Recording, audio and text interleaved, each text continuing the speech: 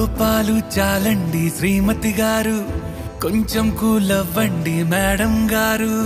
చామంతి నవ్వే విసిరే మేరు, కసిరేస్తూ ఉన్నా బావున్నారు. సరదాగా సాగే సమయంలో నా మరిచిపోతే బాధ కబురు, వద్దు అంటూ ఆపేదెవరు. కోపాలు చాలండి శ్రీమతి గారు, కొంచెం కూలవ్వండి మేడం గారు.